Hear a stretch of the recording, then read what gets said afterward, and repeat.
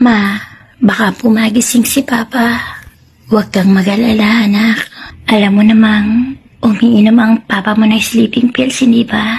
Magpakaligaya na lang tayo. Huwag mong pigilan ang sarili mo sa nararamdaman mo. Alam ko naman gusto mo yung ginagawa nating dalawa. Hindi ko alam kung ba't ako umabot sa puntong ganito. Iyon bang naging sunod-sunuran ako kay Mama. Ako si Alex, 23 years old na ako ngayon. Maaari niyo akong husgahan at sabihin na nga naman tungkol sa akin at sa aking pagkatao. Si Mama Linda at si Papa Rudy ang mga taong nagpalaki sa akin. Si Papa Rudy ay kapatid ng aking ama. Ang aking ama na isang bumbero at inatake sa puso habang nasa oras ng trabaho. 10 taon pa lang ako nang iwan ako nito. At iyon nga ay napunta naman ako sa pangangalaga ng kanyang nakatatandang kapatid na si Papa Rudy. At mula nga nang mamatay si Papa Rudy na talaga ang kinikilala kong magulang. Hindi ko rin naman kasi alam kung nasaan ang aking ina. Ang tanging alam ko ay may sarili na itong pamilya. Makalipas ang 2 taon, nag-asawa naman si Papa Rudy. At iyon na nga ay si Mama Linda. Si Mama Linda ay isang Japayuki. Nagtatrabaho ito dati sa Japan. At ang balita ko rin ay may asawa itong Hapon. Wala naman itong sariling anak. Ngunit may mga pinapalaki at sinusuportahan din ng mga pamangkin. Simula na magsama sila ni Papa Rudy, naging maganda ang pakikisama nila sa akin. Itinuring nila akong hindi iba, parang tunay na anak. Ganoon din si Mama Linda. Spoiled ako dito at binibili nito ang lahat ng aking gusto. Proud na proud din siya at ipinagmamalaki ako sa lahat bilang kanyang anak. Kaya naman, minahal at iginalang ko siya ng gusto. Habang ako ay lumalaki, tumuntong ng high school. At pagkatapos ay wala namang kakaiba sa kanya. Nagbago na lang iyon nung pagkatapos ko ng senior high. Magkokolehiyo na ako noon. Wala si Papa Rudy. Lumuwas ng Maynila. 3 araw ang paalam ni Papa Rudy na mawawala siya. Madalas namang mangyari yon, lalo na nung mga panahong high school pa lang ako. Buy and sell kasi ang trabaho ni Papa. Iba't ibang produkto, iba't ibang items ang kanyang binibili at ibinebenta. At para mas makamura, lumuluwas talaga siya. Mayroon din naman siya dong tinutuluyan na isa naming kamag-anak. Kaya mas madalas na hindi naman siya nagmamadali. Nang araw na yon, inaya ko ni Mama Linda na mag-mall. Nais daw niyang bilhin ang pinakamahuhusay na damit para sa akin pagkuhuleo. Natural na banding. Madalas namin yung ginagawa dati pa. Madalas talaga niya akong ipasyal. Bueno, hindi naman kami mapagkakamalang tunay na mag-ina ni Mama Linda. Higit 10 taon lang naman kasi ang pagitan ng aming edad. Malaki ang katandaan ni Papa Rudy sa kanya. Sa madaling sabi, bata, sariwa, at kaakit-akit pa ang aking Mama Linda. Noon ngang senior high ako. Napagsilosan pa ito ng girlfriend ko sa eskwelahan dahil napagkamalang itong babae ko. Pero syempre, mula nang magkakilala sila ng girlfriend ko na si Han, ay wala nang naging problema. Naging close din naman kasi sila. Ganoon talaga kagaling makisama si Mama Linda. Kaya masayang masaya ako at dumating siya sa amin ni Papa Rudy. Pero iba ata ng araw na yon. Dahil pagkatapos naming mag-shop ay umuwi muna kami ng bahay. Pagkatapos muli niya akong inaya. Mag-disco daw kami, mag-unwind, mag-joyride. May motor naman kasi ako na binili ni Papa Rudy. Isa pa ay mahusay ding magmotor si Mama Linda. At magkasundo kaming dalawa sa mga bagay na yon. Parehas kaming mahilig sa sasakyan. Masaya talaga. Umiinom na rin naman ako kahit 19 pa lang ako. At okay lang naman yun sa kanila basta huwag magpapakalasing. Habang nagdidisco kami ni Mama, iba ang kanyang mga galaw, iba ang kanyang mga haplos, iba ang kanyang mga titig sa akin. Ang kanyang mga pananalita ay maalab, puno ng init, puno ng panunukso, puno ng kamunduhan. Ang kanyang mga bulong ay nagbibigay ng kiliti sa aking tainga. Noong una ay ayaw ko yung bigyan ng mali siya. Iniisip ko na baka lasing lang si Mama. Kaya nang mas lumalim pa ang kanyang mga galaw, Inaya ko na lang siyang umuwi ng bahay. Pero pagdating namin sa bahay, pagkapasok pa lang ay hinawakan na niya ang aking palad.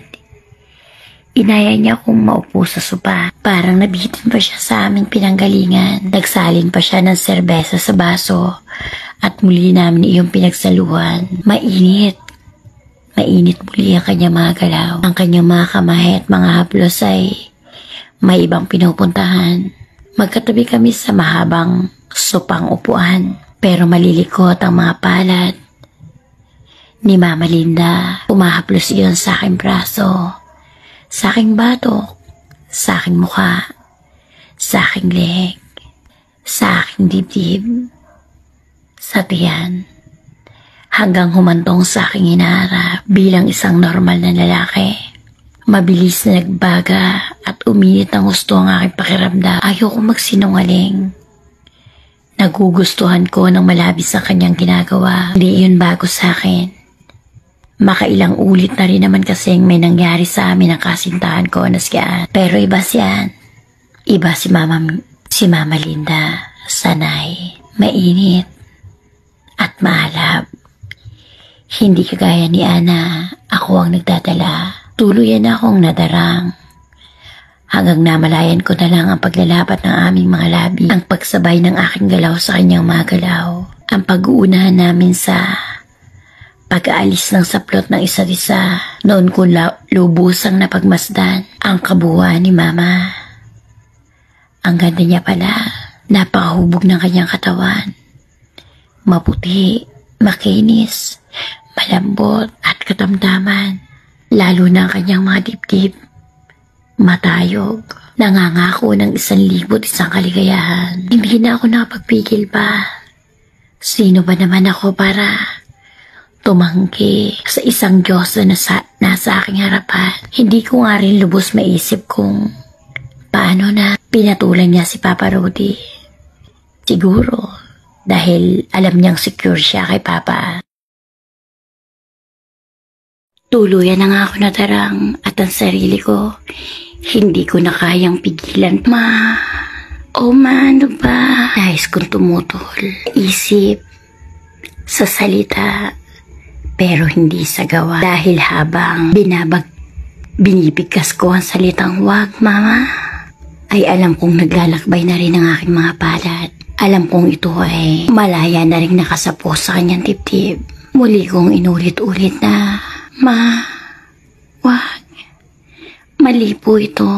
Si Mama, parang wala itong naririnig. Patuloy ito sa kanyang ginagawa. Hanggang tuluyan akong naging mapagbigay. Nang maramdaman ko ang pagbaba ng kanyang ulo patungo sa aking puno ng kaligayahan. 1,000, isang bultahe ng kuryente ang gumapang sa aking kabuuan. Sa bawat himay-may ng aking katawan. Ganoon kalakas ang impact ni Mama Linda sa akin. Grabe. Laging malikot at mabilis na rin ang aking mga galaw. Lalo na nang maramdaman ko na bumibilis ang kanyang paghagot at ang kanyang ginagawa sa akin. Kakaiba. Kakaibang sensasyon. At ramdam ko na mararating ko ang ruro dahil sa ginagawa sa akin ni Mama Linda. Paulit-ulit. Iyon lang ang tanging na matawis sa aking bibig. Kasunod ang mahaba at inpit na linging. Pagkatapos niyon, naramdaman ko na mariba. Naglabas ako ng inipon kong lakas. Inipon ko pagtitimpi. At nang yun, walang alinlang ang buong sinahid ni Mama Linda. Pawang mga linghing. Iyon na lang ang aking sumunod na nagawa at hindi doon natapos ang lahat. Dahil pagkatapos niya noon, wari bang hinihiling niya sa akin na ikaw naman anak at ako syempre ay magiging mapagbigay. Ipapadama ko sa kanya ang ipinadama niya sa akin. Unang lapat pa lang ng labi ko sa kanyang katawan ay panay na malikot niya ang paggalaw. Sige lang anak. Ituloy mo lang ang pakiusap niya habang hawak niya ako sa ulo.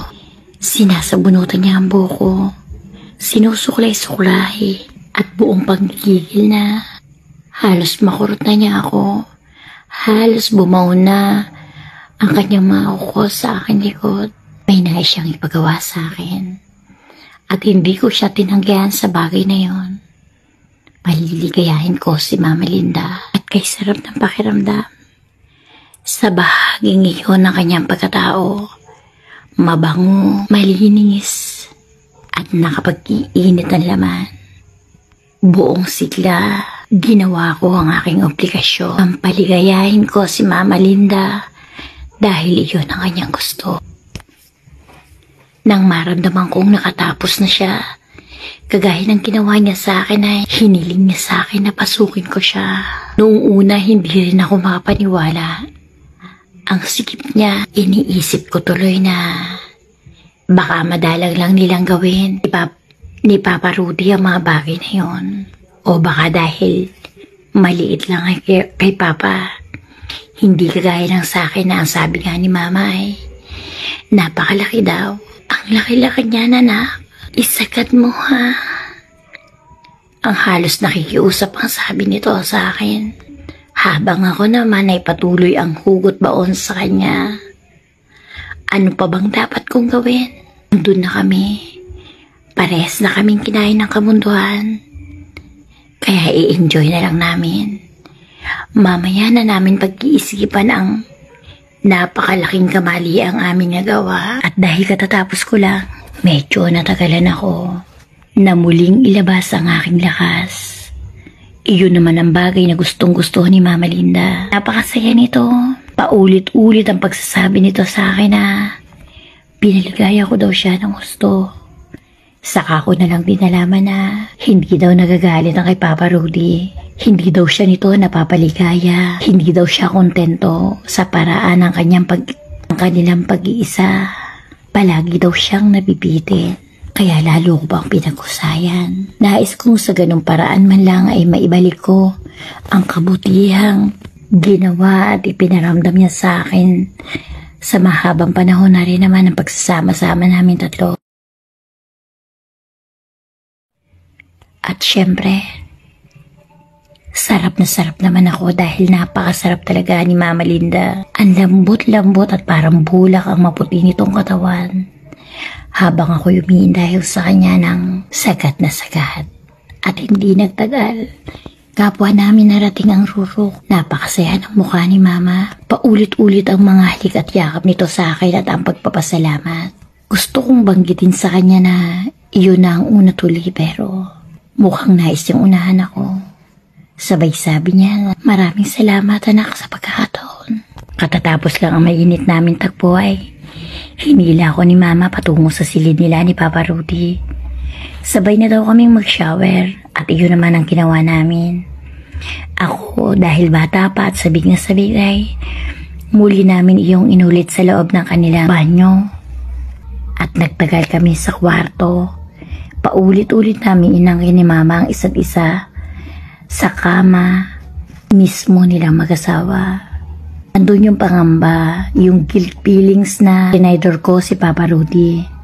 Ang aking tiyuhin at kinikilalang ama na siyang tanging nag-aruga, nagmalasakit at nagpalaki sa akin. Pero andun din yung pakiramdam na sobrang sarap ay pinadama sa akin ni Mama Linda para kaming mga bagong kasal. Hindi halos kami naghihiwalay ni Mama Linda sa loob ng 3 araw.